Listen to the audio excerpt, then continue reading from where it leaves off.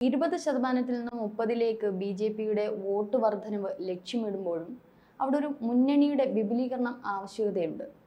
ആ ഒരു മുന്നണി വിപുലീകരണത്തിൽ എന്തൊക്കെയായിരിക്കും സാധിക്കുന്നത്, എന്തൊക്കെയായിരിക്കും നടക്കുന്നത്, ആരൊക്കെ ഇതിലേക്ക് വരാൻ സാധ്യതയുണ്ട്? നമ്പർ 1, അടുത്ത നിയമസഭാ ഇലക്ഷനിൽ UDF പ്രതിപക്ഷത്തിരിക്കണം, LDF അധികാരത്തിൽ വരും. അങ്ങനെ വരുമ്പോൾ സ്വാഭാവികമായിട്ടും കോൺഗ്രസ് സ്പ്ലിറ്റുണ്ട്. അപ്പോൾ കോൺഗ്രസ് സ്പ്ലിറ്റ് ഉണ്ടായ പൊതുവെ നമ്മൾ കണ്ട ഉത്തരേന്ത്യയിൽ ഓരോ നേതാക്കന്മാരായിട്ട് ജ്യോതിരാദിത്യ സിന്ധ്യ എന്നൊക്കെ പറഞ്ഞ നേതാക്കന്മാർ പോയില്ലേ, ഓരോരുത്തരായിട്ട് കൂടും കൊടുക്ക എടുത്തുകൊണ്ട് BJPയിലേക്ക് ചെയ്യും. അല്ലെങ്കിൽ അവരെല്ലാം കൂടി ഒരു തൃണമൂൽ കേരള ഉണ്ടാക്കി ആ പാർട്ടി BJPയായിട്ട് സഖ്യം ഉണ്ടാക്കും. 1. Number 2, BDJS ശക്തിപ്പെടും.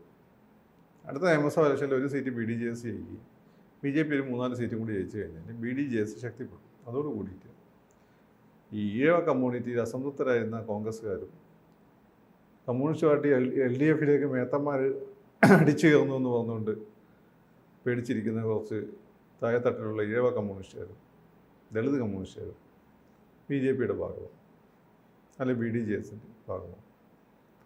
നമ്പർ 3, കേരള കോൺഗ്രസ്സിലെ ഒരു വിഭാഗവും ഇപ്പം BJPയുടെ കൂടെ ഇല്ല. ഏതെങ്കിലും ഒരാൾ മാത്രമുള്ള ഏതെങ്കിലും സംഭവം ഉണ്ടെങ്കിലേ ഉള്ളൂ. UDF അടുത്ത തവണയും കൂടി പ്രതിപക്ഷത്തിരിക്കുകയാണെങ്കിൽ ഇനി കാര്യമില്ല എന്ന് മനസ്സിലാക്കിക്കൊണ്ട് കേരള കോൺഗ്രസ്സിലെ വളരെ പ്രധാനപ്പെട്ട ഒരു വിഭാഗം ഈ NDA സഖ്യകക്ഷികൾ ഇത്രയാവുന്നതോടുകൂടി 2026 കഴിഞ്ഞിട്ടുള്ള അടുത്ത നിയമസഭാ ഇലക്ഷനിൽ BJP കേരളം ജയിക്കുന്ന സാഹചര്യത്തിലേക്ക് പോകാനാണ് സാധ്യത. പലപ്പോഴും ഇതിൽ ചാഞ്ചാട്ടമുള്ളവരുണ്ട്. അത് LDFയിലാണെങ്കിലും കോൺഗ്രസിലാണെങ്കിലും ചാഞ്ചാട്ടമുള്ളവരുണ്ട്. അതിൽ ഏതൊക്കെ പേരുകൾ നമുക്ക് പറയാൻ പറ്റും? അല്ല, ചാഞ്ചാട്ടം മുസ്ലിം ലീഗ് BJPൻ്റെ കൂടെ പോകാൻ സാധ്യതയല്ല. അപ്പോൾ അതുകൊണ്ട് മുസ്ലിം ലീഗ് LDFൻ്റെ കൂടെ പോകാനാണ് സാധ്യത. ഈ നിയമസഭാ ഇലക്ഷനിൽ UDF തോൽക്കുകയാണെങ്കിൽ ഈ കേരള കോൺഗ്രസിനാണ് ചാഞ്ചാട്ടം വരിക. അത് ചിലപ്പോൾ മാണി LDF വിട്ട് BJPൻ്റെ കൂടെ വരണം. അവർക്കത് ബുദ്ധിമുട്ടുള്ള കാര്യമൊന്നുമല്ല. അല്ലെങ്കിൽ ഈ പറയുന്ന UDFൻ്റെ കൂടെയുള്ള കേരള കോൺഗ്രസ് വിട്ടിട്ട് അങ്ങോട്ട് പോകാം. അതല്ലെങ്കിൽ ഇതിൻ്റെ എല്ലാം കൂടി ഇടയിൽ കൊണ്ടുവന്ന് വേറെ ഏതെങ്കിലും ഒരു കേരള കോൺഗ്രസ് ഉണ്ടായി വരാം. അതിനെല്ലാം പോസിബിലിറ്റീസ് ഉണ്ട്. ഇതാണ് ഒരു പ്രധാനപ്പെട്ട സാധ്യത. അപ്പോൾ ആടിക്കളിക്കുന്നതിൽ ലീഗ് മാത്രമാണ് BJPയുടെ കൂടെ പോകാൻ സാധ്യതയില്ലാത്തത്. ബാക്കി ഏത് ഘടകകക്ഷിയും ഇനിയിപ്പോൾ RSP ആണുള്ളത്. RSP ഒരു കമ്മ്യൂണിസ്റ്റ് അസ്ക്യതയുള്ള ഒരു പാർട്ടിയാണ്. അതുകൊണ്ട് RSP പോകുമെന്ന് എനിക്കറിയില്ല. പക്ഷേ RSP ചിലപ്പോൾ LDFയിലേക്ക് പോകാം. LDFന് മാന്യമായിട്ടുള്ള ഒരു സ്വീകാര്യത വന്നിട്ടില്ലെങ്കിൽ സ്വാഭാവികമായിട്ട് അവർ വളരെ പാരമ്പര്യമുള്ള ഒരു പാർട്ടിയാണ് കേരളത്തിൽ. അവരെന്ത് ചെയ്യും? അവരിൽ സ്പ്ലിറ്റ് ഉണ്ടാവും. ബ്ലോക്കായി പോകേണ്ട ആവശ്യമില്ല. ഒരു കൂട്ടം BJPൻ്റെ കൂടെ പോകും. അങ്ങനെ അടുത്ത നിയമസഭാ ഇലക്ഷൻ BJPക്ക് നിർണായകമാണ്. പിണറായി 3-0 വന്നാൽ അതിൻ്റെ അടിസ്ഥാനം BJP 0-1 വരാൻ പോകുന്നതാണ്. പിണറായി 0-3 വന്നില്ലെങ്കിൽ അതിൻ്റെ അർത്ഥം BJP 0-1 പിന്നെ 10 വർഷം ഇരിക്കേണ്ടി വരുന്നതാണ്. ഇതാണ് അതിൻ്റെ ഏറ്റവും പ്രധാനപ്പെട്ട കാര്യം. പിന്നെ കേരളത്തിൽ ഉണ്ടാകാൻ സാധ്യത ഉള്ളത് മുസ്ലിംസിൻ്റെ ഇടയിലും ആളുകൾ മിണ്ടാതിരിക്കുന്നില്ലല്ലോ. കുറച്ച് ആളുകൾക്കൊക്കെ ധാരണ വരിക. കാരണം ഇനിയിപ്പോൾ BJP ആയിട്ട് അടിയുണ്ടാക്കിയിട്ട് കാര്യമല്ല, സെൻട്രലിൽ അവരാണ്. പിന്നെ ചില ആളുകളൊക്കെ തിരിച്ചറിയും BJP അത്രമാത്രം മുസ്ലിം വിരുദ്ധമൊന്നുമല്ല, അത് ഈ പറയുന്നത് തീവ്രവാദം ഇങ്ങനെയുള്ള സാധനങ്ങൾക്കൊക്കെ എതിരാണ് എന്ന് മനസ്സിലാക്കി അതിൽ കുറച്ച് വിവരമുള്ള ആളുകളും ബിസിനസ്സുകാരും എല്ലാം കൂടി ഒരു പാർട്ടി ഉണ്ടാക്കി അവർ BJPയുടെ കൂടെ നിൽക്കാൻ സാധ്യതയുണ്ട്. അങ്ങനെ നിൽക്കുന്ന സാഹചര്യം വരുമ്പോൾ പതുക്കെ BJP ആയിട്ടുള്ള അസ്പർശ്യത മുസ്ലിംസിന് മാറിപ്പോവുകയും, മുസ്ലിംസിൻ്റെ കാര്യത്തിൽ അങ്ങനെയാണ്. പല കാര്യങ്ങളും ആദ്യം അസ്പർശ്യതായിരുന്നു.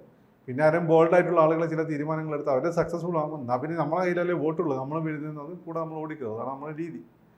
അത് വരാൻ സാധ്യതയുണ്ട്. പക്ഷേ അത് ഇമ്മീഡിയറ്റ്ലി ഒന്നും നടക്കാൻ സാധ്യതയില്ല. ഇമ്മീഡിയറ്റായി നടക്കാൻ സാധ്യതയില്ല. കേരള കോൺഗ്രസിൻ്റെ വിളപ്പ്, BDJSൻ്റെ ശക്തിപ്പെടൽ, കോൺഗ്രസിൽ നിന്ന് ചില ഗ്രൂപ്പുകൾ മൊത്തം എടുത്തിട്ട് BJP ചേരാനാണ് സാധ്യത. സ്വാഭാവികമായിട്ട് BJP എന്ന് പറയുമ്പോൾ ഒരു ഹിന്ദുമത രീതിയായിട്ടാണ് എല്ലാവരും കാണുന്നത്. ഒരു ഹിന്ദുമതത്തിലെ ഒരു പാർട്ടി എന്നുള്ള രീതിയിലായിരുന്നു ഉള്ള കാഴ്ചപ്പാടായിരുന്നു. ഇപ്പോൾ കുറേയൊക്കെ അതിന് ഒരു മാറ്റം സംഭവിച്ചിട്ടുണ്ട്. പ്രത്യേകിച്ച് കേരളത്തിലേക്ക് വരുമ്പം തൃശ്ശൂർ സുരേഷ് ഗോപി ജയിച്ചത് മുതൽ ആ ഒരു തെരഞ്ഞെടുപ്പുമായിട്ടൊക്കെ ബന്ധപ്പെട്ട് ജനങ്ങൾക്കിടയിൽ BJP ഒരു പ്രത്യേക മതവിഭാഗത്തിനുള്ളതല്ല എന്നുള്ളൊരു ചർച്ച ജനങ്ങളുടെ ഇടയിലുണ്ട്. അല്ല, BJP ഒരു ഡിക്ലെയർഡ് ഹിന്ദു പാർട്ടിയാണ്. മറ്റു പല പാർട്ടികളും ഡിക്ലെയർഡ് അല്ലാത്ത ഹിന്ദു പാർട്ടികളാണ്. അത്രയുള്ള അതിൻ്റെ വ്യത്യാസം. പക്ഷേ ഇത് എത്രത്തോളം ക്രിസ്ത്യൻ വിഭാഗങ്ങളെ ഈ ഒരു തെരഞ്ഞെടുപ്പ് സമയത്ത് BJPയിലേക്ക് കൊണ്ടുവരാൻ ഇവർക്ക് സാധിക്കും? അല്ല, ക്രിസ്ത്യൻ ജനവിഭാഗങ്ങളെ സംബന്ധിച്ചിട്ട് അവരുടെ എല്ലാവരും ഒന്ന് സെൻസിബിലിറ്റിയാണ്, രണ്ടാമത് ആളുകളുടെ ആവശ്യങ്ങളാണ്. ക്രിസ്ത്യൻ കമ്മ്യൂണിറ്റിയുടെ സെൻസിബിലിറ്റിയും അവരുടെ ആവശ്യങ്ങളുമായിട്ട് BJP എത്രത്തോളം താതാത്മ്യം പ്രവഹിക്കുന്നുള്ളത്. ക്രിസ്ത്യൻ കമ്മ്യൂണിറ്റിയെ സംബന്ധിച്ച് അവർ ഗ്ലോബൽ കമ്മ്യൂണിറ്റിയാണ്. It's a merchant class, basically it's a merchant class. അപ്പോൾ അവരെ സംബന്ധിച്ച് ഗ്ലോബലാണ് അവരുടെ ബിസിനസ് നടക്കുന്നത്. അപ്പോൾ പല കാര്യങ്ങൾക്കും ക്ലിയറൻസ് കിട്ടണമെങ്കിൽ അത് സെൻട്രൽ ഗവൺമെൻറ്റിൻ്റെ സപ്പോർട്ട് വേണം. സെൻട്രൽ ഗവൺമെൻറ് വിചാരിച്ച് കഴിഞ്ഞാൽ മുടിപ്പിക്കാൻ പറ്റും. അപ്പോൾ അതൊരു ഫാക്ടറാണ്. എന്തുകൊണ്ട് ഇവർ ഇത്രയും കാലം കോൺഗ്രസിനെ സപ്പോർട്ട് ചെയ്തു, അവർ CPM സപ്പോർട്ട് ചെയ്തില്ലെന്ന് വെച്ചാൽ CPM ഡൽഹിയിൽ പോയിട്ടൊന്നും ചെയ്യാനില്ല. അവിടെ തണുപ്പത്ത് അവിടെ പോയി പരിപാടി കഴിക്കാനേ പറ്റുള്ളൂ. പക്ഷേ കോൺഗ്രസ് വിചാരിച്ചാലേ വല്ലതും നടക്കുള്ളൂ. അതുകൊണ്ടാണ് ഇനിയിപ്പോൾ കോൺഗ്രസ് അടുത്ത കാലത്തൊന്നും തിരിച്ചു വരാൻ സാധ്യതയില്ല. കോൺഗ്രസ് ആണ് അവർ comfortable because it's a so called secular party and it is very friendly to the Christians and other minorities compared to BJP. അപ്പം അതുകൊണ്ട് അവർ സപ്പോർട്ട് ചെയ്തെന്നുള്ളൂ. അപ്പോൾ ഇപ്പോൾ ആ സ്ഥാനത്ത് BJP ഉള്ളു. അടുത്ത കാലത്ത് BJP താഴെ പോകാൻ സാധ്യതയില്ല. ആ ഒരു ഘട്ടത്തിൽ അവർ വളരെ പ്രാക്ടിക്കലായി ചിന്തിക്കും. അപ്പോൾ അങ്ങനെ പ്രാക്ടിക്കലായി ചിന്തിക്കുമ്പോൾ അവർക്ക് BJP തടസ്സം നിൽക്കുന്ന വേറെ കാര്യങ്ങളൊന്നുമില്ല. ക്രിസ്ത്യൻസിൻ്റെ അവരുടെ മിഷൻ നടന്നുകൊണ്ടേയിരിക്കും. ഇപ്പോൾ ക്രിസ്ത്യൻസിൻ്റെ ഒരു പ്രധാനപ്പെട്ട മിഷൻ എന്ന് വെച്ചാൽ അവരുടെ ഈ പറയുന്ന ഒന്ന് ബിസിനസ്സുകാർ താഴെത്തട്ടിലാണെങ്കിൽ ഇവാഞ്ചലിസ്റ്റുകൾക്കൊക്കെ മതപരിവർത്തനമാണ് അവരുടെ പ്രധാനം. അവിടെ വിശ്വാസത്തിന് ആളെ കൂട്ടുക. അങ്ങനെ 1000 വർഷം കഴിയുമ്പം ഇന്ത്യ കൂടി ക്രൈസ്തവൽക്കരിക്കുക എന്നുള്ള 1000 വർഷത്തെ അജണ്ടയാണ് അവർക്കുള്ളത്. അത് അതിൻ്റെ ഇടയിൽ കൂടെ നടന്നുകൊണ്ട്. കാരണം ഇതിലധികം കയറി കളിക്കാൻ ആരും ധൈര്യപ്പെടില്ല. ധൈര്യപ്പെട്ട് കഴിഞ്ഞാൽ മതസ്വാതന്ത്ര്യം എന്നൊക്കെ പറഞ്ഞാൽ അമേരിക്ക നിയമം പാസ്സാക്കും, അമേരിക്ക ഉപരോധം കൊണ്ടുവരും. അങ്ങനെയൊക്കെ ഉപരോധം കൊണ്ടുവന്നാൽ ഇന്ത്യ പിന്നെയും പിന്നോട്ടടിക്കും എന്നുള്ളത് അധികം ആളുകൾ തൊടില്ല. അപ്പോൾ മുസ്ലിംസിനോട് കളിക്കുന്നവരല്ല, ക്രിസ്ത്യൻസിനോട് കളിച്ച് 8ൻ്റെ പണി കിട്ടും, ഊരിപ്പോരാൻ പാടാണ്. പക്ഷെ ഒരു സമാധാനമായിട്ട് ആദ്യം നമുക്ക് PC ജോർജിൻ്റെ കാര്യം തന്നെ എടുക്കാം. PC ജോർജിൻ്റെ തന്നെ ഒരു വലിയ വോട്ട് ബാങ്ക് BJPയിലോട്ട് വരുന്നുണ്ട്. ഒപ്പം തന്നെ ഇപ്പം മാണിയുടെ കാര്യം എടുത്താലും ഇദ്ദേഹം BJPയിലോട്ട് കയറിയാൽ തന്നെ ഒരു കോട്ടയം ആ ഒരു മേഖലയിലുള്ള വലിയൊരു ഭൂരിപക്ഷം ക്രിസ്ത്യൻ വോട്ടുകളും BJPയിലേക്ക് വരില്ലേ? വലിയൊരു വിഭാഗം എന്നൊക്കെ പറയുമ്പോൾ ഒരു വിഭാഗം വരും. ഒരു തിരക്കടില്ലാത്തൊരു വിഭാഗം മാണി കോൺഗ്രസ് പോവുകയാണെങ്കിൽ അതിൻ്റെ കൂടെ വരും. പിന്നെ അവരുടെ ഒരു സെൻസിബിലിറ്റി എന്ന് വെച്ചാൽ ക്രിസ്ത്യൻസ് ഇപ്പോൾ പേടിക്കുന്ന ഒരു കാര്യമുണ്ട്. അവർ ഈ കുടുംബാസൂത്രണമൊക്കെ നേരത്തെ നടപ്പിലാക്കിയതുകൊണ്ട് എണ്ണം കുറവാണ്. ആളുകളുടെ എണ്ണം കുറവായതുകൊണ്ട് അവിടെ നിയമസഭാ സീറ്റുകളുടെ എണ്ണം കുറയാൻ പോവുകയാണ്. ചിലപ്പോൾ ലോക്സഭാ സീറ്റുകളുടെ എണ്ണവും കുറയും. അത് അവരെ സംബന്ധിച്ചിടത്തോളം അവിടെ വിലപേശൽ ശക്തിനെ നെഗറ്റീവായി ബാധിക്കും. ഈ ക്രിസ്ത്യാനികളെ മുസ്ലിങ്ങളെയും വോട്ട് BJPക്ക് ആവശ്യമില്ല. അതില്ലാതെ തന്നെ അവർ ഇന്ത്യ ഭരിക്കാമെന്ന് അവർ തെളിയിച്ചിട്ടുണ്ട്. അപ്പോൾ ഈ ക്രിസ്ത്യൻസും മുസ്ലിംസും വിലയില്ലാത്തൊരവസ്ഥ വരും. അതും അവർക്ക് അത്ര താല്പര്യമില്ലാത്ത വിഷയമാണ്. അപ്പോൾ അവർക്കൊരു വില കിട്ടണം എന്നുള്ളത് എല്ലാവർക്കും ആവശ്യമുള്ളൊരു കാര്യമാണ്. അപ്പോൾ വില കിട്ടുന്നില്ല. പിന്നെ ഇതിൻ്റെ പറയുന്നത് ക്രിസ്ത്യൻസിൻ്റെ ഇടയിൽ ഈ പിള്ളേരൊന്നും തിരിച്ച് ഇന്ത്യയിലേക്ക് വരാൻ ഇഷ്ടപ്പെടുന്നില്ല. അവർ ഈ കുറച്ചുകൂടി ജനാധിപത്യമൊക്കെ ഉള്ള സ്വാതന്ത്ര്യമൊക്കെ ഉള്ള യൂറോപ്യൻ രാജ്യങ്ങൾ സെറ്റിൽ ചെയ്യാൻ ആഗ്രഹിക്കുന്നത്. മാത്രമല്ല അത് ക്രിസ്ത്യൻ രാജ്യങ്ങളായതുകൊണ്ട് അവർക്ക് വേറെ പ്രശ്നങ്ങളൊന്നുമില്ല. മുസ്ലിങ്ങളാണ് എവിടെയും പോയാൽ അങ്ങോട്ട് തിരിച്ചു വരുന്നത്. കാരണം ഇവിടുന്ന് പോയി കഴിഞ്ഞാൽ അതിലും വലിയ പ്രശ്നമുള്ള രാജ്യങ്ങളിലേക്കാണ് പോകാൻ പോകുന്നത്. സൗദി അറേബ്യ, പാകിസ്ഥാൻ, അഫ്ഗാനിസ്ഥാൻ, ഖത്തറൊക്കെ തന്നെ ഇത്രയും സ്വാതന്ത്ര്യം ഇല്ലാത്ത നാടുകളാണ്. അതിനെക്കാട്ടും തന്നെ ഇന്ത്യയിൽ വരിക എന്നുള്ളത് ഇന്ത്യയിൽ തന്നെ തിരിച്ചു വരും. മുസ്ലിംസ്. ക്രിസ്ത്യൻസ് അങ്ങനെയല്ല, ഇതിനേക്കാളും മെച്ചപ്പെട്ട അവസരങ്ങളാണ് അവിടെ ഉള്ളത്. അപ്പോൾ കുട്ടികളൊന്നും ഇവിടെ ഇല്ല എന്നുള്ളതുണ്ട്. അപ്പോൾ പല മേഖലയിലും കേരളത്തിൽ ക്രിസ്ത്യൻസ് ഉണ്ടായിരുന്ന മേധാവിത്വമുണ്ട്. തൊഴിൽ രംഗത്താണെങ്കിലും സിനിമാ നിർമ്മാണത്തിലാണെങ്കിലും വ്യവസായത്തിലാണെങ്കിലും. ഈ പിള്ളേരൊക്കെ ഇന്ത്യയിൽ പുറത്തു പോയതോടുകൂടി അവരവിടെ ഫ്ലറിഷ് ചെയ്യുന്നതല്ല, ഇവിടെ ആ വിസിബിലിറ്റി ഇല്ല.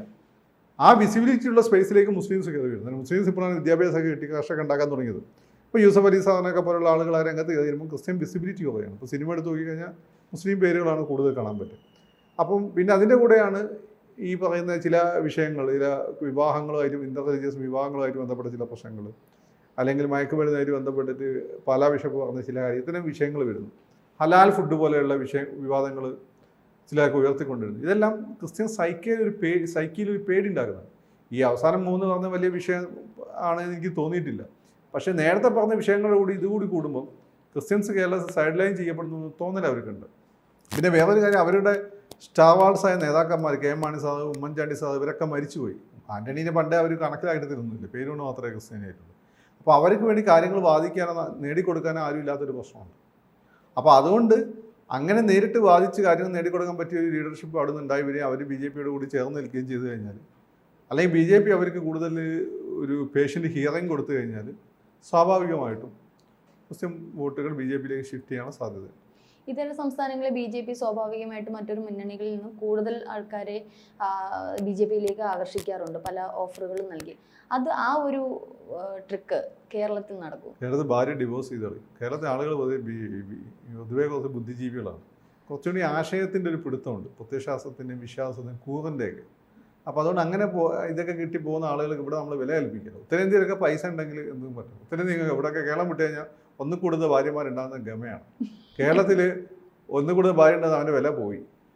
അതാണ് കേരളവും മറ്റു പ്രദേശങ്ങളും തമ്മിലുള്ള. കൂടുതൽ വാർത്തകളും വിശേഷങ്ങളും നിങ്ങളിലേക്ക് എത്താൻ ABC മലയാളം സബ്സ്ക്രൈബ് ചെയ്യുക, ബെൽബട്ടനും അമർത്തുക.